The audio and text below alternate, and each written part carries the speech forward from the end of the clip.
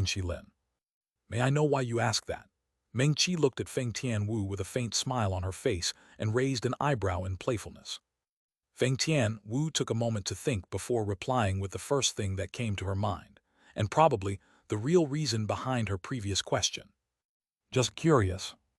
I see, just out of curiosity, Meng Qi muttered before letting out an amused chuckle and saying with a bright smile, "All right, I'll satisfy your curiosity." Feng Tianwu narrowed her eyes slightly and nodded in silence. Actually, the reason why my surname is Meng and not Bai has nothing to do with my dear mother or my dear father, Meng Qi said with a faint smile, and revealed with a strange flash of light sparkling in her dark eyes. The reason why I am Meng Qi and not Bai Qi or anything similar is because when I was 9 years old my real parents passed away in a traffic accident. Although I was taken in by the Bai family, my surname never changed, and out of respect and honor for my real family, my adoptive parents decided that it would be better for me to keep Meng as my surname. The reaction of everyone was rather flat when they heard Meng Qi's words, especially the reaction of Nangong Lingxin, who had already heard the real story from Bai Zemin long before even arriving in Changping district. To begin with, no one really cared whether Meng Qi was the sister of Bai Zemin or not. What was really important was the fact that the two were extremely close, and that alone was enough for no one to dare to disrespect Meng Qi in any way whatsoever, as that would mean disrespecting Bai Zemin. However, just as Meng Qi expected, the reaction from Feng Tianwu was not as flat or neutral as that from the others. Then, Feng Tianwu frowned slightly, and while looking at Meng Qi intently asked tentatively, "Does it mean that you and Bai Zemin are not really siblings?" "That seems to be the case." Meng Qi chuckled before saying in a teasing tone of voice, "Now that you put it like that, it's really interesting. My big brother and I don't share the same family name, so blood aside, in the previous world we could have married without a problem. But now, in this new world where the rules are decided by him, since we don't even share a drop of blood, we could even be a couple now, haha." The expression of Zia Ye and the others changed slightly when they heard those words from Meng Qi, and they all looked at her with surprise on their faces. "This, Meng Qi," Nangong Lingxin cleared her throat and said with a fake smile, "Why, you're joking, right?" Meng Qi didn't look at Nangong Lingxin but instead stared straight into Feng Tianwu's eyes as she said in a clear voice with a hard-to-understand tone of voice, "Who knows? I might be joking. Or maybe I'm not joking at all." The corner of Nangong Lingxin's mouth twitched a couple of times. She opened her mouth several times as if she wanted to say something, but, in the end, she wisely decided to seal her lips and keep her thoughts to herself. Feng Tianwu looked at Meng Qi in silence for a few seconds, trying to read her expression. Even though in her heart she knew that Meng Qi was messing with her and strangely was succeeding, for some reason she couldn't understand, Feng Tianwu decided to say the following words. "I don't think your brother would like to hear those words." Meng Qi shrugged her shoulders and spread her arms wide as she sighed exaggeratedly and said in a surrendered voice, "I know, Tilda, that's why I never say stuff like that. But you asked me, didn't you? I just answered your question. What else can I do if not?" One of Feng Tianwu's eyes trembled slightly for an instant before she regained her usual stoic expression. She stared at Meng Qi, who had now returned to rest her back against the battleship wall, and after several seconds, she finally withdrew her stare without speaking again. Nangong Lingxin exchanged glances with Liang Jing and Zia Ye. The three of them were too curious about the story behind Bai Zemin and Feng Tianwu for Min Qi to be so defensive against her. However, they were all adults who had experienced many things during these months, so they knew when to ask something and when not to. The group was wrapped in a slightly weird atmosphere, but even then, they all kept their guard up. Except for Meng Qi and Feng Tianwu, who remained silent after that peculiar exchange of words they shared. The other three occasionally exchanged a word or two to pass the time and ease the tension they felt while waiting. /////. Bai Zemin naturally had no idea of the conversation that took place right behind him. After separating from the rest of the group, his only focus was on the hologram-like screens at each new junction that appeared before him as he ran through the battleship.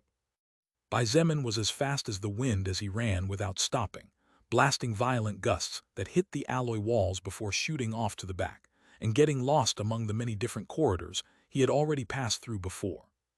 The Sky Destroyer battleship was approximately 5,000 meters long, 1,000 meters wide, and 500 meters high.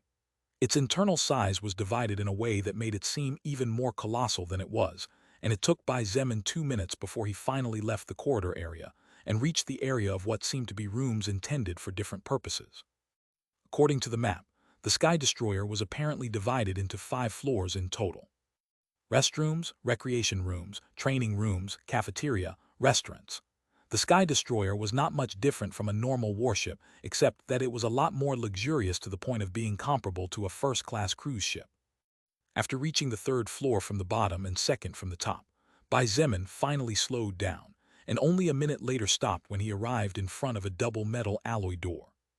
Bai Zemin noticed the deep blue magic circle at the top of the door, something that all doors had. However, what drew his eyes principally was the bright sign right next to the double door. Command room.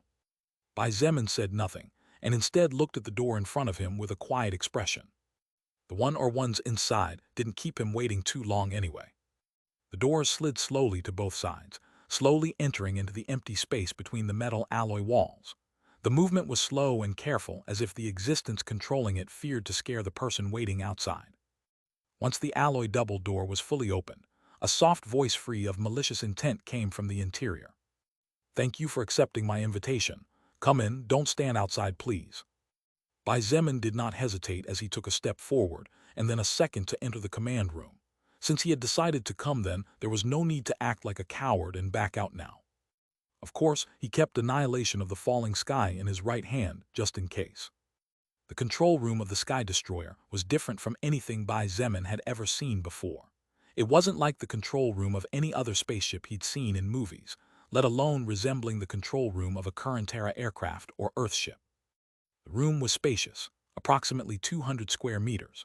The floor was covered by what appeared to be pure white glossy marble and was well lit by what looked like some sort of faint blue gemstones. The air inside was fresh and pleasant, but most striking of all was undoubtedly the single seat right in the center of the command room, as well as the huge magic circle that occupied approximately 80% of the total size of the room. The eyes of Bai Zemin, however, focused on the 2 existences in front of him. One of them was what seemed to be a huge blue-colored weaver ant, but unlike the blue-colored weaver ants Bai Zemin had seen so far to date, this blue-colored weaver ant looked significantly more terrifying.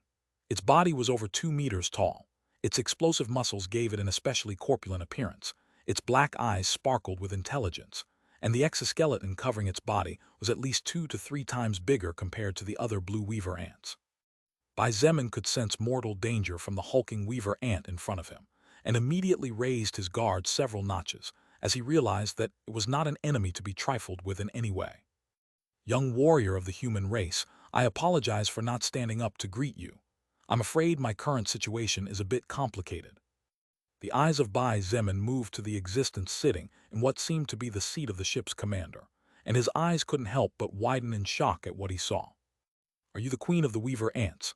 Bai Zemin asked, unable to hide the surprise in his voice. "At least of the colony you destroyed." The queen of the weaver ants smiled slightly as she said those words, and despite their content, did not seem to be really angry. Bai Zemin said nothing. In fact, he was so surprised that he couldn't help but take a few seconds to look at the queen of the weaver ants, who seemed to understand his surprise, and so didn't say anything more as well. The queen of the weaver ants was, of course, an ant.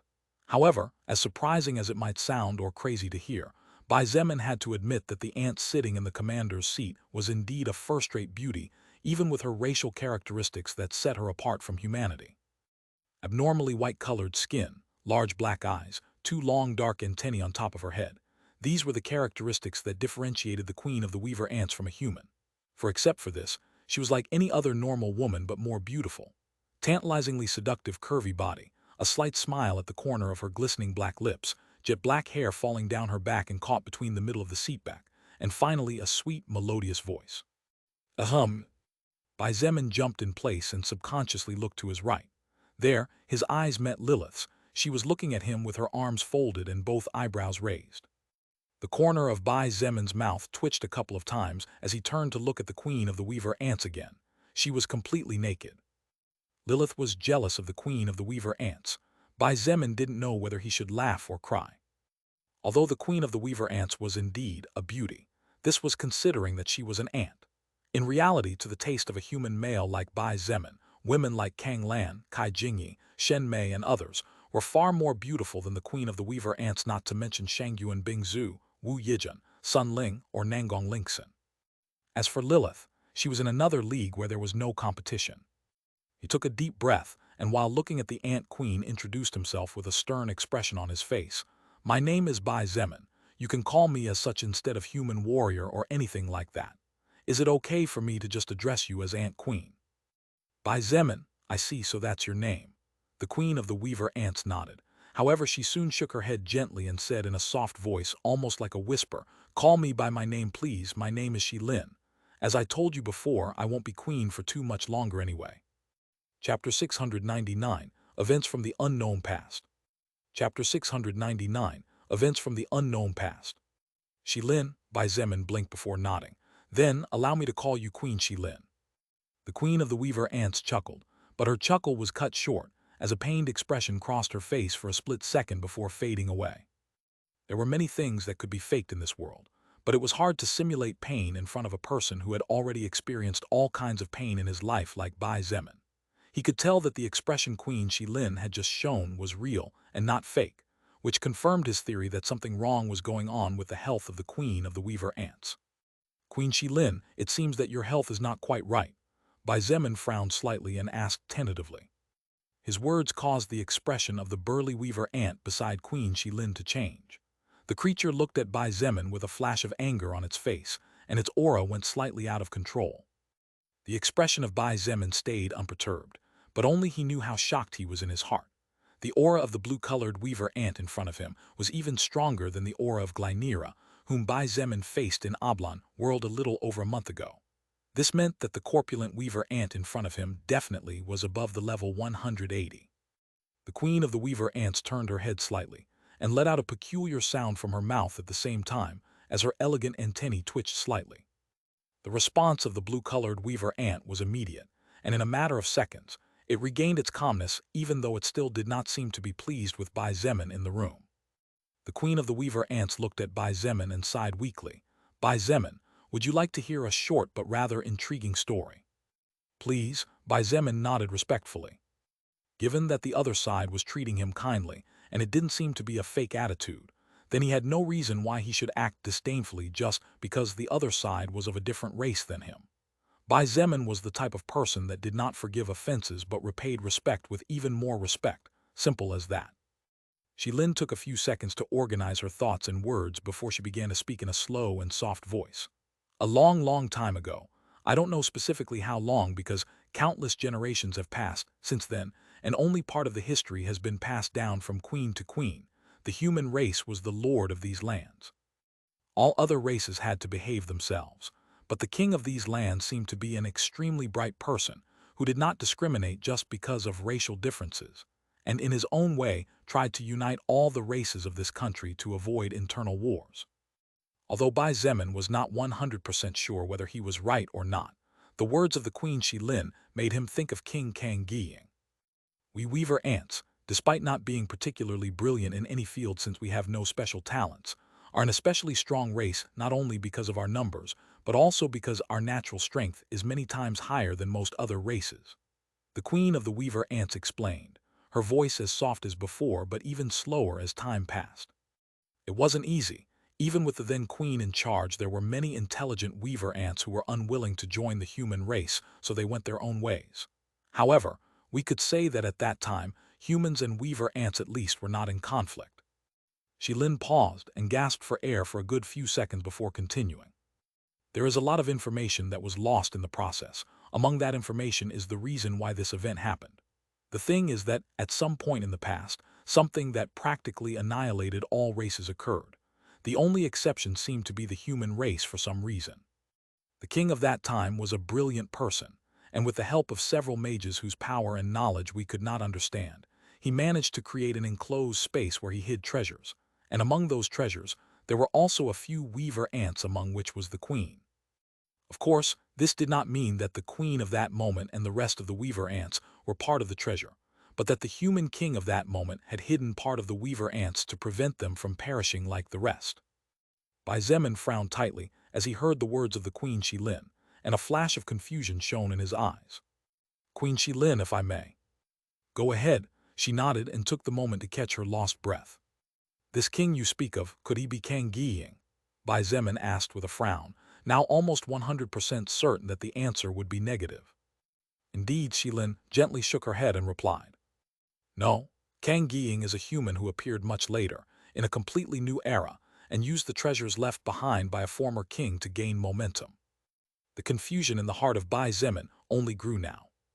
If the king Shilin was talking about was not Kang Giying, then didn't this mean that something had happened in the past that practically annihilated all races more than one time? After all, the same thing seemed to have happened to Kang Giying and surely to the rest of mankind. Shilin did not linger after answering Bai Zemin's question and continued. Time passed, but with the loss of the world's mana and without the soul record present, after the death of the last weaver ants, all the others that were born were just normal weaver ants. No more mutant weaver ants. What was the reason why all living things evolved? Mana. It was the soul record that modified everyone's souls with mana, and connected all living beings through an incredibly vast network in such a way that by absorbing the soul power of another existence which by nature was filled with mana, the absorbing living being could continue to evolve and grow. Then, if the mana was lost and the connection to that massive network was severed, evolution was no longer possible. The weaver ants became small creatures as they were in the past, and many of them starved to death by being underground. With the magic circles surrounding the entire cave, it wasn't possible to go outside to look for food anymore as well, so every era that passed had been extremely challenging. Shilin sighed as she narrated to Bai Zemin her memories passed down from the previous queens. She looked at him with her big black eyes, and finally a trace of a smile appeared on her face. "But we ants are a hard-working race. Although it took us countless generations and countless sacrifices, one of us finally managed to find by pure fortune a place free of magic circles, runes, and magic. It was then that we were able to return to the surface."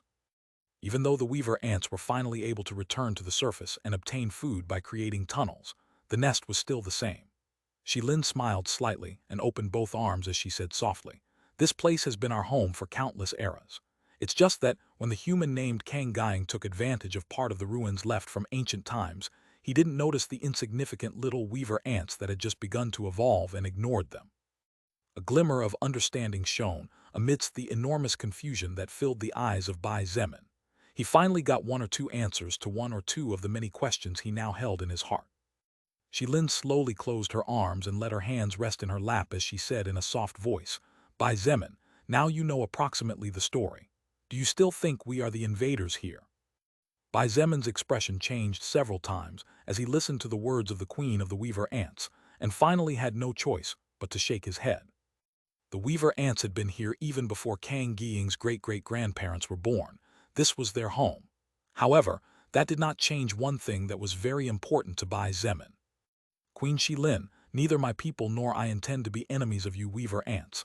In the forest, it was your race who attacked us first," Bai Zemin pointed out with a serious expression on his face. "Oh, I didn't mean to point that out when I asked you that question." Shilin shook her head softly, and her lustrous black hair moved in sync.